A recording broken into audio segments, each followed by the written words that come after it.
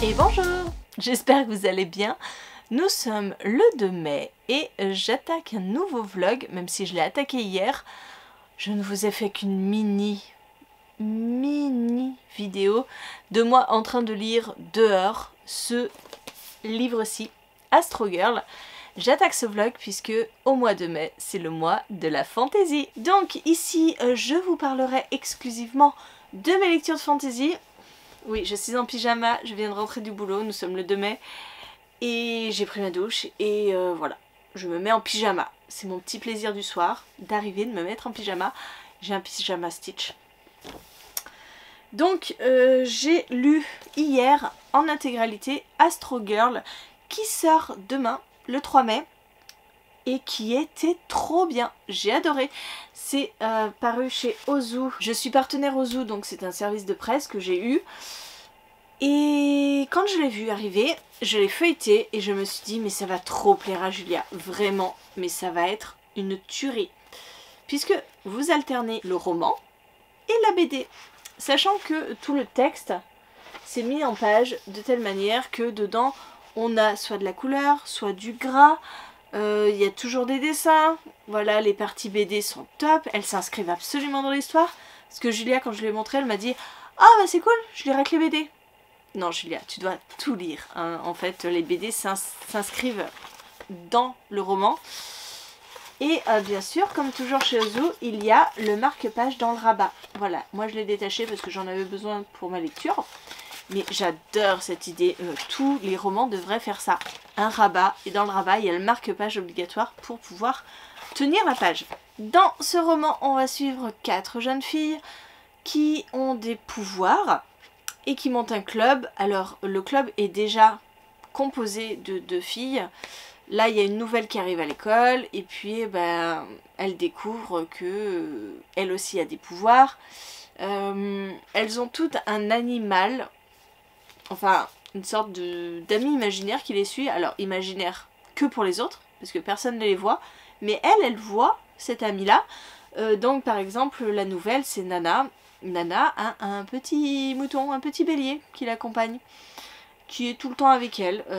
Zuri, c'est un petit crabe, puisqu'elle est cancer. Balance, donc Sophia, elle est balance, et elle se trimballe avec un petit colibri. Et Alma avec un petit lion. Voilà, donc c'est par rapport aux signes astrologiques. Elles ont des pouvoirs en fonction de leur signe astrologique. Et là, on va voir ces 4 premiers signes. Et on apprend qu'il y a eu une guerre, que Éclipse, le gros méchant de l'histoire, a été battu par les signes du zodiaque, sauf que les signes du zodiaque se sont réincarnés dans des enfants. Il y a 11 ans, il y a eu une éclipse pendant 365 jours. Voilà, c'était cette guerre-là qui a explosé. Et donc voilà, on sait que les filles vont devoir combattre Éclipse qui est de retour. C'était vraiment génial, sincèrement. J'adore ce mix entre le roman, le texte et la BD. Il est pas long, hein, il doit faire combien? Ouais, même pas 200 pages. Je vais essayer de le faire lire à Julia.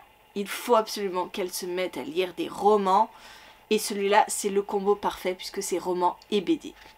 Donc un très gros plus pour ce roman. J'ai attaqué aussi le mois de la fantasy avec... Il prend très mal la lumière. C'est un peu une cata à la vidéo celui-ci. Avec Nightbane. Donc c'est le second tome de Light Lark. Quand j'ai terminé Light Lark, je me suis dit... Ça appelle pas forcément un second tome. En soi, j'avais beaucoup aimé Light Lark. J'avais trouvé certaines incohérences. Voilà, je me rappelle encore d'avoir cette sensation de me dire ouais, le plan est bancal. Et donc, bon, j'avais bien aimé parce qu'il est très addictif.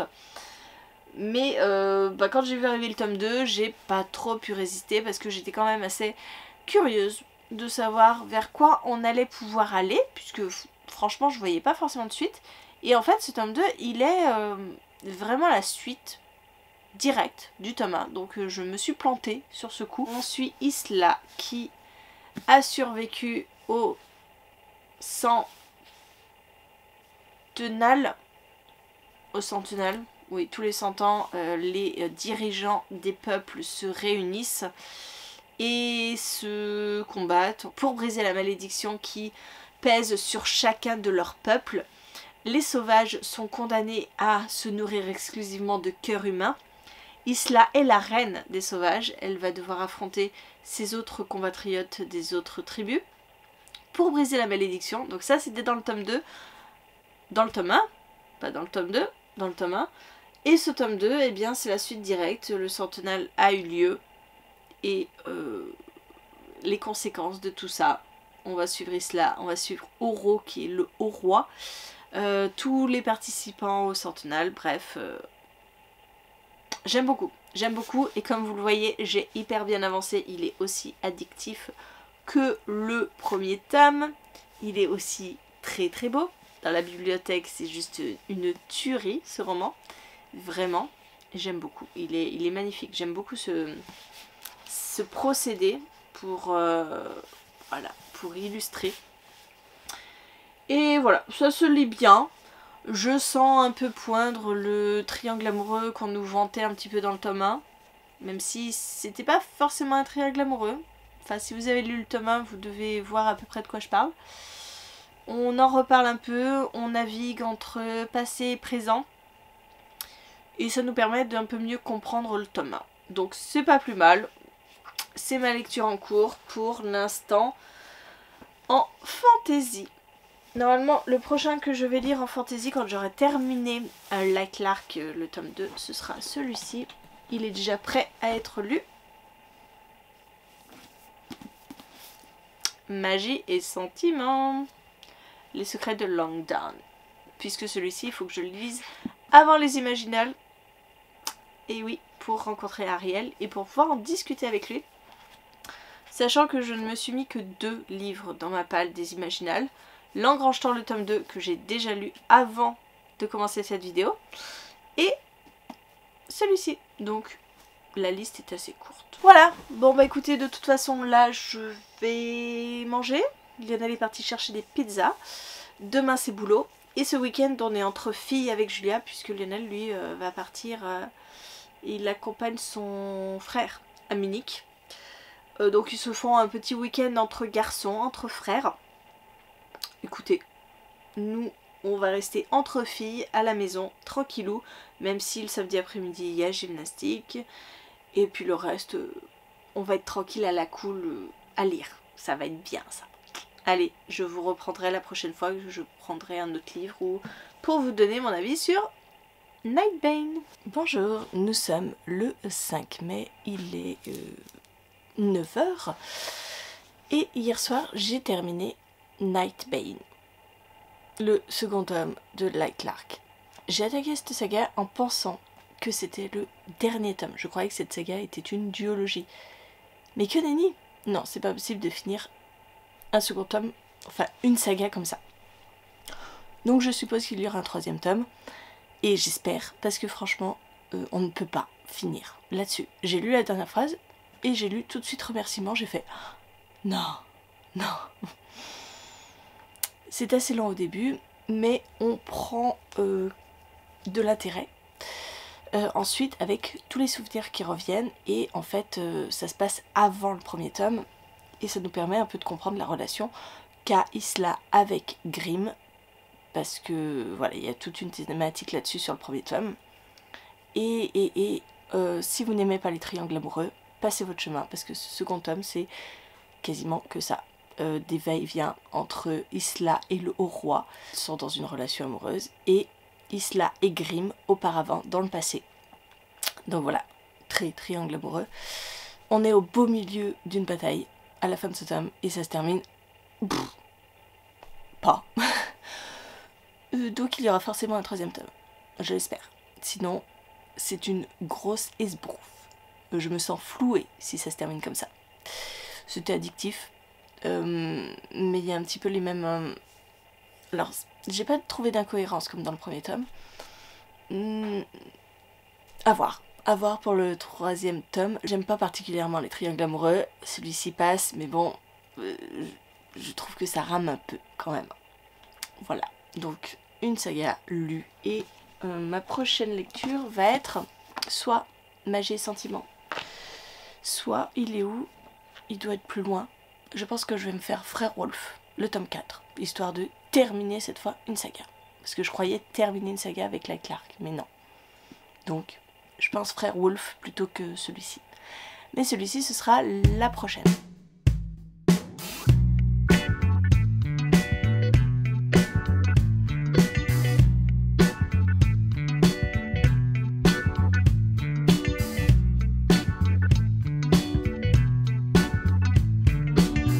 Toujours dimanche 5 mai.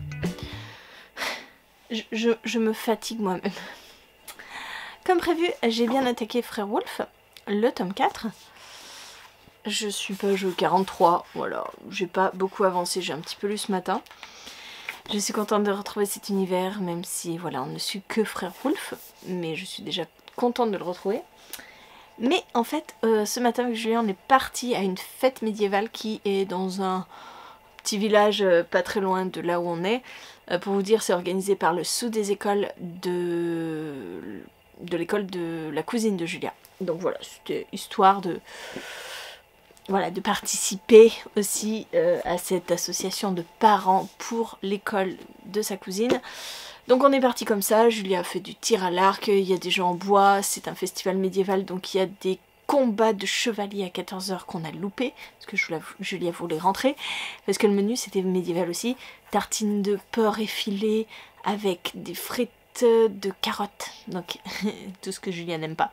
Donc on est rentré, on est allé manger fast-food, et comme je n'avais pas de roman avec moi, puisque je n'avais pas pris ce roman dans mon petit sac, j'ai attaqué un autre livre que j'avais sur mon téléphone, parce que j'ai quelques livres comme ça en e-book sur mon téléphone, sauf que quand j'ai regardé ce que je pouvais lire en attendant, parce que Julia était au jeu, je n'ai trouvé aucun livre de ma palle de la fantasy.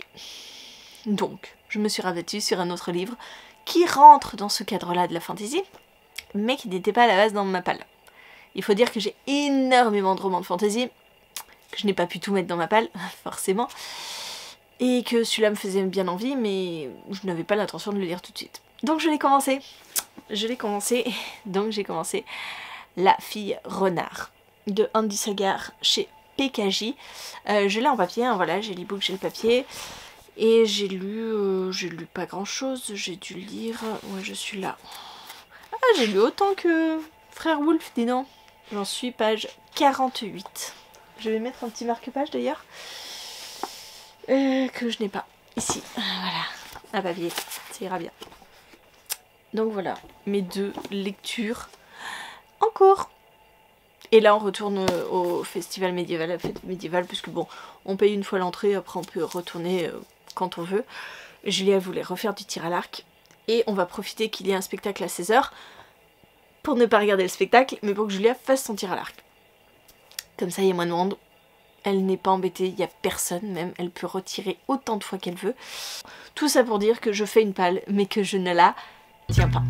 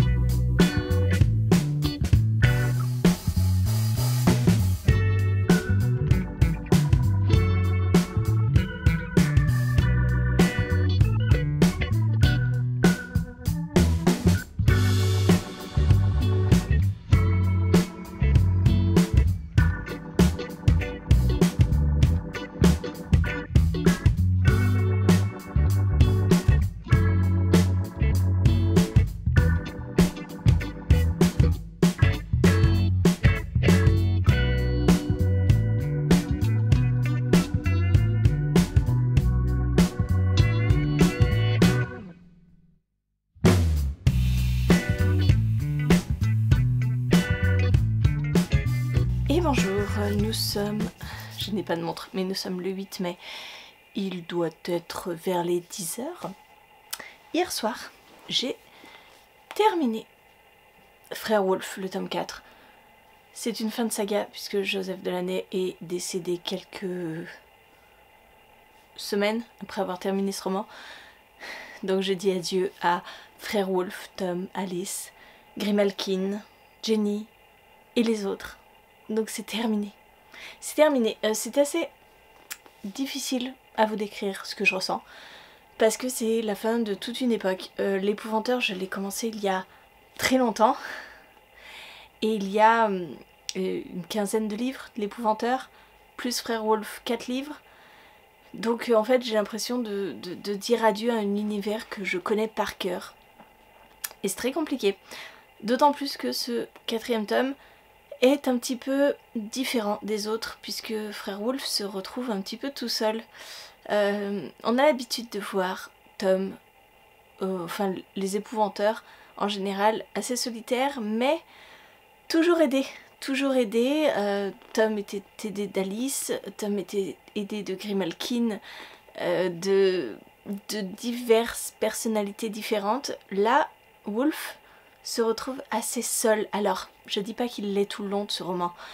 Non, il n'est pas tout le long, mais on dit adieu à des personnages que l'on connaît depuis 18 tomes. Et c'est super compliqué. Moi, je pensais pas que la perte d'une créature me fasse autant de mal. C'est un truc de fou. Je pensais pas m'être attachée à cette créature qu'on voit de temps en temps dans les romans, mais qui n'est pas un élément central. Donc, Wolf se retrouve seul. Il va être aidé. Encore une fois, on va revoir des personnages qu'on connaît. Mais j'ai eu cette pesante impression de me dire que ouais, c'était la fin. C'était la fin et que ça se ressentait tellement à la manière où Wolf était le dernier des Épouvanteurs, que Wolf devait se battre seul contre tous. Bref, une impression très étrange de fin, clairement, puisque c'est la fin de toute façon. Ce que j'ai apprécié dans ce roman, c'est de pouvoir dire adieu aux personnages, de les revoir, même si c'est de manière très subtile. Et je suis contente d'avoir fini cette saga. Je suis contente de l'avoir lue, parce qu'elle me restera longtemps en mémoire. Et je suis contente aussi de l'avoir mis dans le challenge du mois de la fantasy, et il s'est intégré à une catégorie dont je n'avais pas pensé. Il y a une seule catégorie dans ma palle que je n'avais pas agrémentée d'un livre. C'était celui de la mythologie, parce que je n'avais pas de roman qui traitait de la mythologie, et en fait, dans l'Épouvanteur, dans Frère Wolf, on traite de mythologie, puisque on traite du dieu Pan, on traite aussi de Loki. Voilà, il y a un petit côté mythologie nordique qui vient s'incruster dans ce roman. Donc finalement, il rentre parfaitement dans mythologie, et d'ailleurs celui que je suis en train de lire aussi, celui de la fille renard, s'intègre aussi dans mythologie, puisqu'on parle du dieu Bacchus, du dieu Mars. Donc voilà, il y a toujours une petite référence à la mythologie. Alors je suis contente, je n'avais pas mis de roman dans cette catégorie, et finalement il s'intègre parfaitement dedans. Comme je l'ai dit, je suis aussi en train de lire La fille renard et la merveilleuse boutique sur pattes.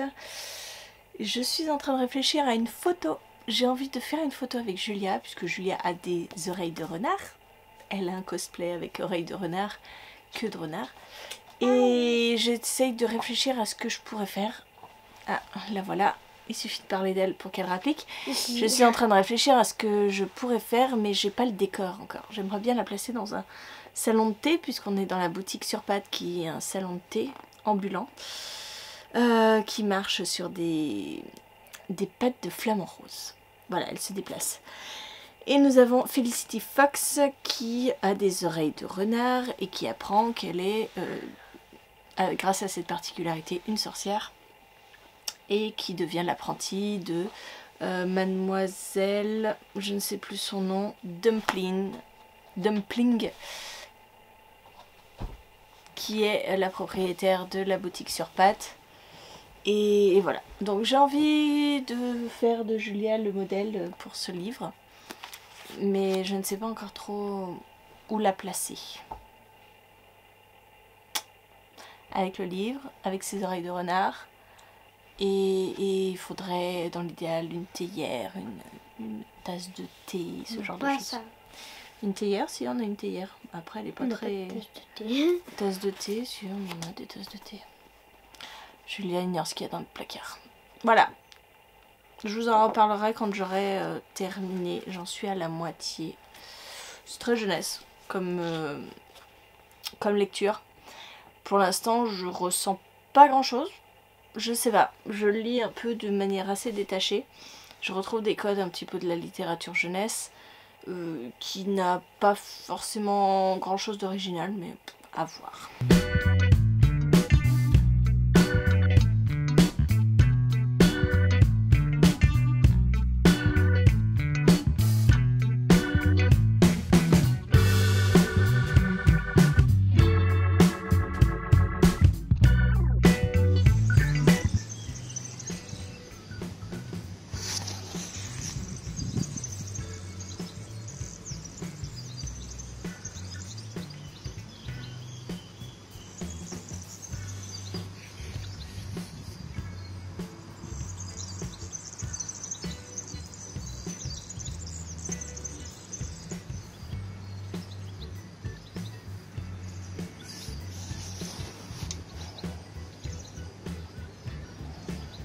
Et bonjour, nous sommes le samedi 11 mai, il est 10h et je crois que je ne vous avais pas repris pour vous parler de La Fille Renard et la merveilleuse boutique sur pattes de Andy Sagar que j'ai terminé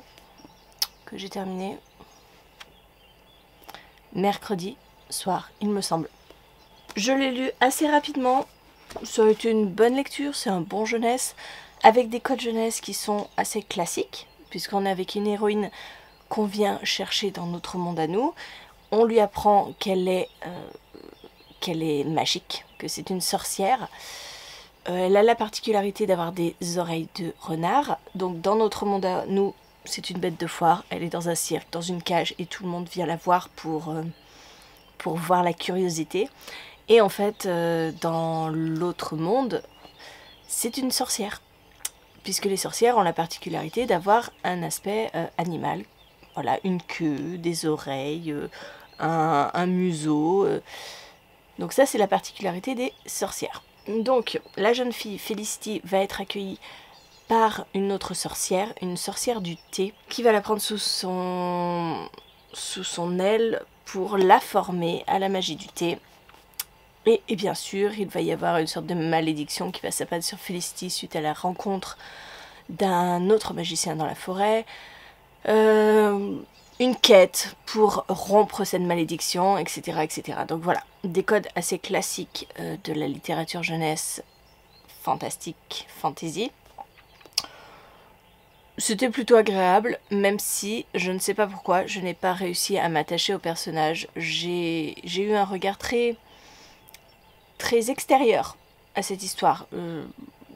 Donc en soi, c'était pas une mauvaise lecture, mais je n'ai pas ressenti grand chose. C'est un peu dommage parce que c'est clairement le genre de roman jeunesse qui aurait pu vraiment matcher avec moi. Il y a un petit côté La Maison Chapelier, alors autant La Maison Chapelier avait été un gros coup de cœur, autant là je suis restée assez froide par rapport aux événements et par rapport aux personnages. Donc c'était sympa, sans plus. Et pour le coup, j'ai attaqué Magie et Sentiments. Enfin, je vous disais quand même que c'était un peu ma priorité des Imaginales, puisque Ariel est aux Imaginales. Je comptais faire dédicacer Magie et Sentiments aux Imaginales. Je crois que j'ai dépassé la page 210. Ça se passe plutôt bien. C'est assez lent pour l'instant. La romance, c'est du slow burn, du enemy to lovers à fond. C'est plutôt sympa. Deux mondes qui se rencontrent, deux mondes qui sont ennemis à la base. Ceux qui viennent de la Lune, qui ont été exilés il y a pas mal d'années à cause d'une guerre. Et puis ben, l'aristocratie anglaise. C'est très drôle de revoir l'Angleterre avec des noms complètement détournés. Voilà, donc Langdon, c'est London. Et puis il y a plein de noms de villes qui sont déformés, etc. C'est marrant. Mais, même pas que des noms de villes, il y a tous les endroits à Londres qui sont changés aussi. Donc c'est notre Londres, mais c'est pas le nôtre. Et là, je viens d'atteindre le passage où on commence à parler du vampire de Blackchurch. Whitechapel, Blackchurch, vous voyez. Et on commence à partir dans un truc un peu plus noir, un peu plus glauque.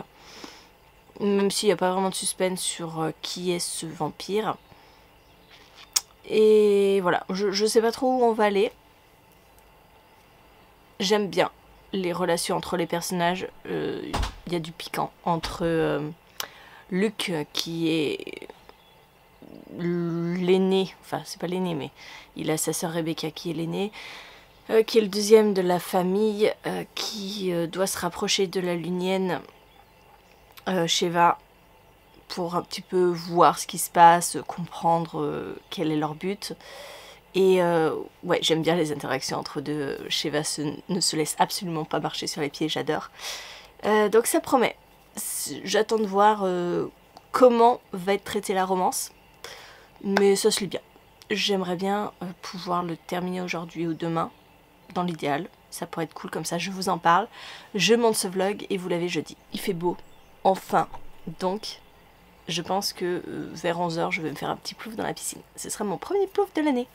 On est le 11 mai. Les autres années, en avril déjà, je me baignais. On a vraiment eu un temps de mai. Ouais, tout à fait. Et bonsoir. Nous sommes toujours le 11 mai, il est 18 h 30. J'ai pris ma douche. Hein, voilà, je suis encore bien mouillée. Je sors de la piscine aussi. J'ai pris quelques couleurs. Alors, je sais pas si c'est du rouge ou c'est... Ouais, c'est un peu rouge, hein, peut-être. Bref. On est content, il fait beau. Oh, j'ai pris là aussi. Ah ouais, j'ai pris... Bon, c'est pas grave. Écoutez, il fait beau. C'est cool. On a profité de la piscine aujourd'hui. Cet après-midi, on est allé à la gym avec Julia. De 13h30 à 16h. Après, on est passé voir une copine qui était au centre culturel pour dédicacer son livre. Donc c'était cool. Et par la même occasion, j'ai acheté un livre. Voilà, à son collègue, parce que ma copine n'a écrit qu'un seul livre et je l'ai déjà. Et son collègue... Je lui ai pris Je suis un sorcier de Paul Dubreuil.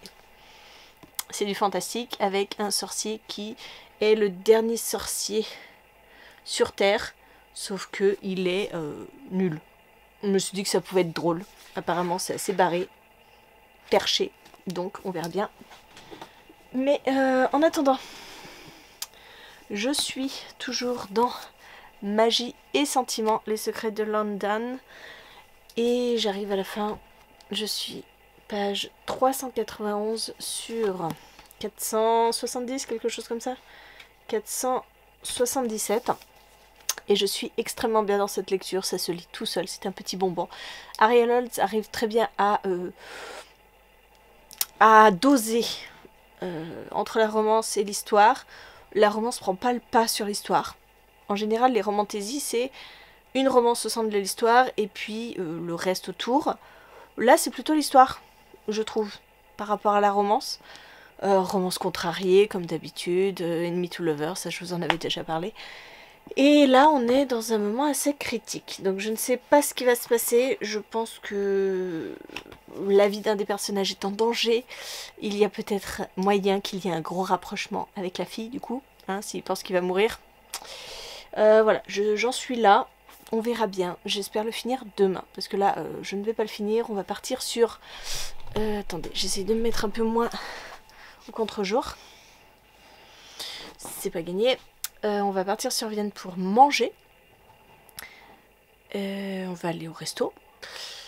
Je suis un peu étriquée dans ma pièce, puisque vous l'avez vu, le canapé n'est plus en canapé mais en lit, puisque je dors dessus depuis hier.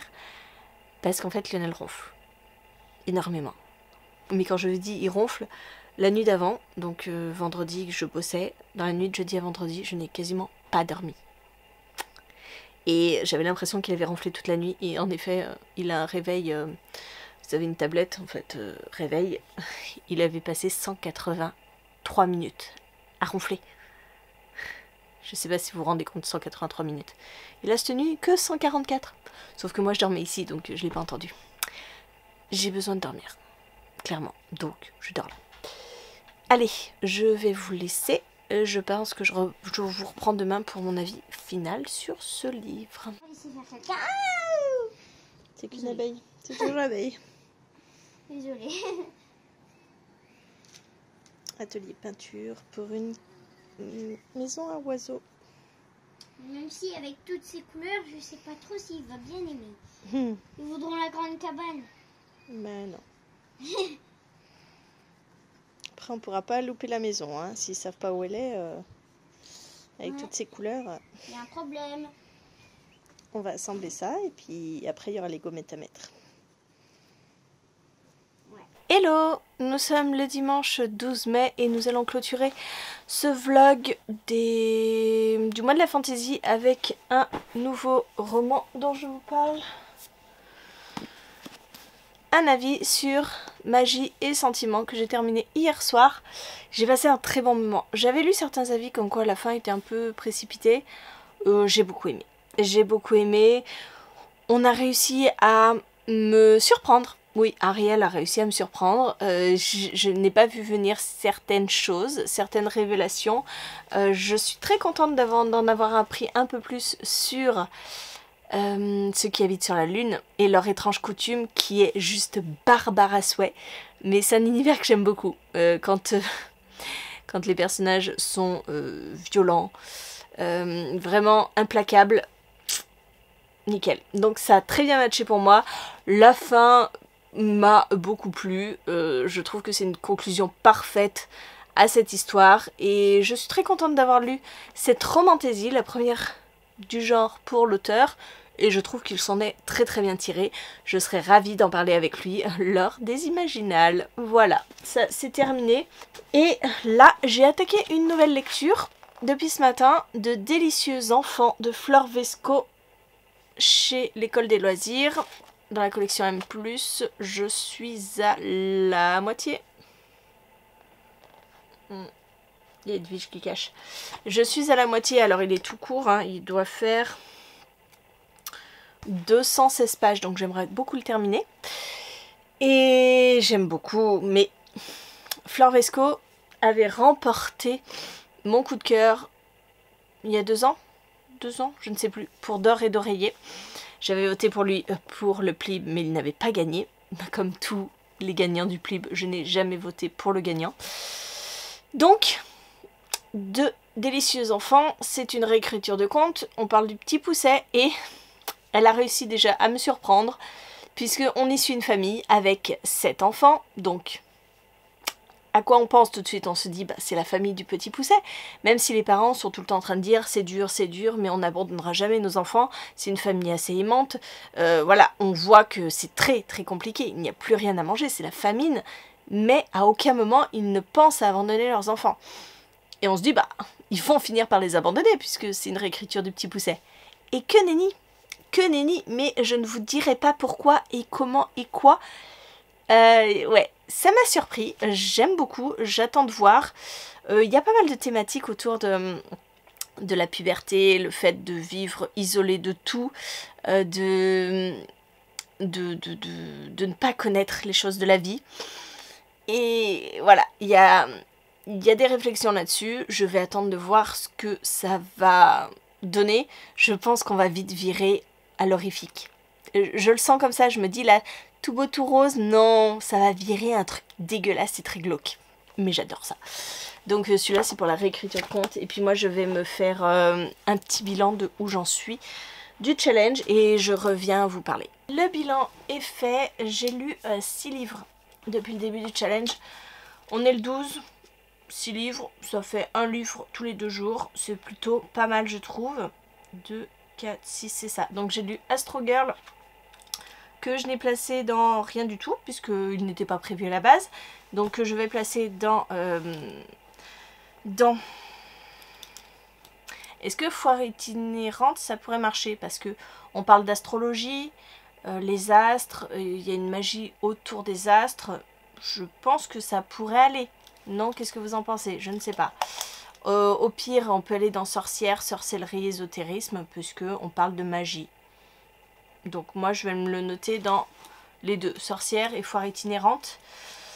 J'ai lu Frère Wolf, que j'avais à la base placé dans sorcière, sorcellerie et aussi dans mythologie, puisque dans Frère Wolf, on a pas mal de mythologie.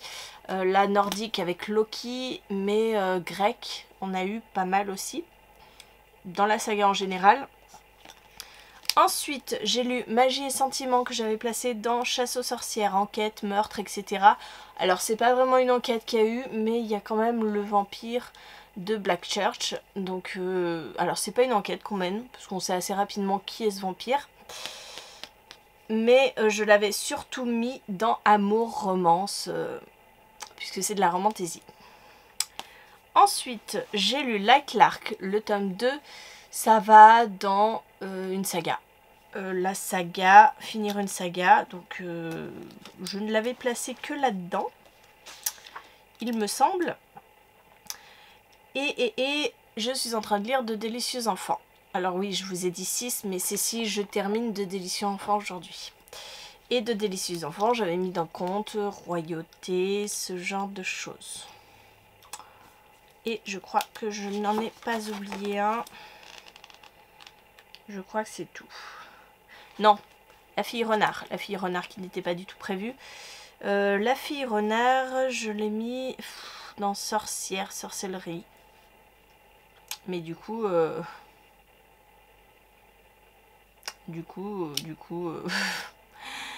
je mets tous les romans dans Sorcière, Sorcellerie. C'est quand même un peu abusé. Mais on pourrait peut-être le mettre dans Anthropomorphisme. Parce qu'elle a quand même une part de renard. Vous voyez? Je sais pas. J'essaye de caler mes livres dans tout et n'importe quoi. Bref, voilà. Je vais me remettre à la lecture de Délicieux Enfants. Et puis je vais aller peut-être faire un petit plouf dans la piscine parce que le soleil a l'air de donner. Parce que là ça s'était recouvert, il y avait plein de nuages, c'était pas top, mais là il recommence à faire chaud, beau, donc pourquoi pas un petit plouf. J'essaye de revenir vers vous pour vous donner mon avis sur De Délicieux Enfants. Et si je ne l'ai pas fini à temps, je vais clôturer ce vlog. Dans tous les cas, je clôturerai ce vlog. Vous aurez peut-être mon avis sur De Délicieux Enfants ou pas. Mais je vais clôturer ce vlog aujourd'hui dans tous les cas. Il est 20h05 et j'ai terminé cet après-midi de Délicieux Enfants de Floresco. J'ai beaucoup aimé ce roman, qui est assez court, mais plein de faux semblants. Il ne faut pas s'attendre à ce qu'on soit dans une réécriture du Petit Poucet classique. C'est vraiment... on va de surprise en surprise. Il ne faut pas s'attarder sur les personnalités de chacun parce que ça peut dévier à tout moment. Voilà, vraiment faire attention aux faux semblants. C'est quelque chose que j'ai beaucoup aimé, un peu comme D'or et d'oreiller. Vraiment, je vais regarder ce qu'elle a fait d'autre. Par exemple, L'Estrange Malaventure de Mirella, je ne l'ai pas lu. Je pense que je vais m'attarder dessus pour voir si je ne peux pas le lire aussi. Parce que j'aime vraiment beaucoup ce que fait Fleur Vesco avec ses réécritures de contes. Donc, c'est terminé pour cette vidéo. Je vous remercie de l'avoir regardé jusqu'au bout. J'espère que vous avez eu des avis pour le mois de la fantaisie, des envies de lecture fantaisie. Ma prochaine lecture, ça va être, je l'avais mis là, ça va être encore un court roman avant de m'attaquer au bricasse, je prends des courts romans, puisqu'il ne me reste plus qu'une semaine après, c'est les Imaginales. Donc je vais attaquer Cœur de Croc de Arnaud A.L. Piraudon, qui est le 3e tome de la légende de la geste parfaite. Donc voilà, ce sera dans un prochain vlog.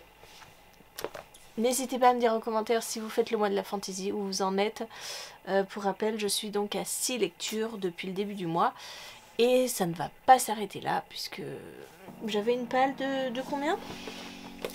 Combien de livres j'avais prévu? 1, 2, 3, 4, 5, 6, 7, 8. J'avais 8 livres, j'en ai lu 6, mais j'en ai rajouté 2 qui n'étaient pas prévus. Astro Girl et la fille renard. Cela n'était pas prévu. Donc, j'ai lu 4 livres sur les 8. Je suis à la moitié, donc on est pas mal. Allez, je vous laisse. Merci d'avoir regardé ce vlog jusqu'au bout. Je vous dis à bientôt pour de nouvelles aventures pour le mois de la fantaisie. Au revoir.